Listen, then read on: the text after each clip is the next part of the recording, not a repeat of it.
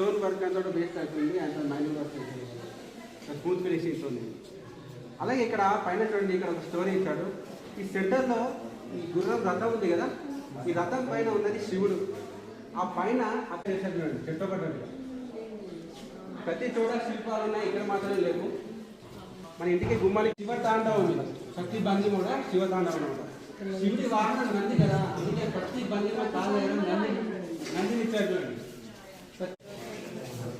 ఇక్కడ చూడండి ఈ సెంటర్లో రౌండ్గా ఉంది కదా, తాబేలు ఆకారంలో ఈయన గజాసుడు రాక్షసుడు ఏను రూపంలో ఉంది. కూడా లైట్ వెయిట్ బ్రిక్స్తో కట్టారు. ఆ ఇటుకలు ఏంటంటే నీళ్ళలో వేస్తే తేలుతాయి ఇటుకలు. మీరు వినే ఉంటారు కదా, రాంపలో తేలే ఇటుకలు వేసి. ఆ గోపురం అంతా కూడా ఆ లైట్ వెయిట్ బ్రిక్స్తో కట్టారు. మొత్తం స్టోన్తో కట్టారు కదా, పైన కూడా వెయిట్ ఎక్కువైతే ప్రాబ్లం అవుతుందని ఆ కాలంలోనే లైట్ వెయిట్ బ్రిక్స్ తయారు చేస్తారు. దాన్ని టెస్టింగ్ కోసం అందరూ ఎత్తకెళ్ళకుండా ప్లాస్టర్ ఆఫ్ ప్లాస్తో క్లోజ్ చేసింది ఆర్కియాలజీ డిపార్ట్మెంట్. ఇంత పబ్లిక్ కానీ ఇంత సెక్యూరిటీ లేవు, అందుకని అలా. అది కూడా శివాలయమే, కాకపోతే శివలింగం డ్యామేజ్ ఎక్కువ ఇచ్చారు. వీటి మదలికలు లేదా సాధనలికలు ఉంటాయి. ఇవి ద్వారానికి 4 అంటే టోటల్గా 12 ఉంటాయి. ఇక్కడ అబ్జర్వ్ చేస్తే 11 కూడా డ్యామేజ్ చేస్తారు. కళ్ళు పెద్ద చేస్తారు కదా, అలా కళ్ళు పెద్ద చేస్తారు. కాళ్ళు మంచి నుంచి ఉంటే కాలుకున్న పోస్ట్ పై చేసే డిపార్ట్మెంట్. ఈ శిల్పి కన్నడ అతను పేర్లో పెట్టండి, రామప్రసాద్ ఉంది. అప్పాస్ అనేది వాళ్ళ పేర్లలో ఉంటుంది.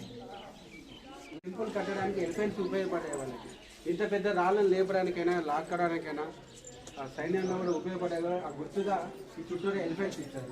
అలాగే చుట్టూ స్టార్స్ ఇచ్చారు. పైకి వెళ్ళి చూస్తే టెంపుల్ వ్యూ స్టార్ షేప్లో ఉంటుంది. కటింగ్స్ అన్ని చూస్తారు కదా, ఈ పైనుంచి డ్రోన్ వ్యూ అలా ఉంటుంది, సెటిలైట్ స్టార్ షేప్లో, అందుకనే చుట్టూ స్టార్స్ ఇచ్చారు. ఇంకా ఇవన్నీ కూడా నాటి భంగిమలు రెడీగా ఉన్నట్టుగా ఇచ్చారు.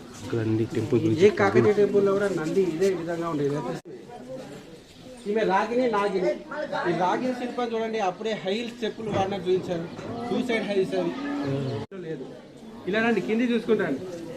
ఈజిప్ట్ దేవుడు అంటే కాకతీయులకు అప్పుడే వాళ్ళపైన అవగాహన ఉందని అర్థం చేసుకోవచ్చు. జైనిజం అయినా ఈజిప్షియన్స్ అయినా కూడా.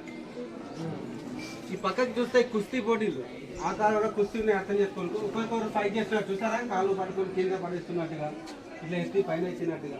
ఈ 4 పోస్టర్స్ కూడా కుస్తీ పోటీలు, ఆ కాలంలో కుస్తీని అర్థం చేసుకోవచ్చు. ఇంకా ఇవన్నీ కూడా నాటి భంగిమలు. ఇక్కడ చూస్తే చివరి నామూరు ఒక ట్రైబ్ అనేది బాణం పడుతున్న అడవిలో వేరే వెళ్తుంది.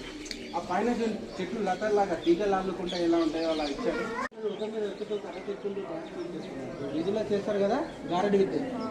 ఆ సర్కస్ ఫీస్ ఆకారం అర్థం చేస్తుంది. బ్యాక్ సైడ్ చూసుకోవడం హిస్టారికల్గా ఉండాలి.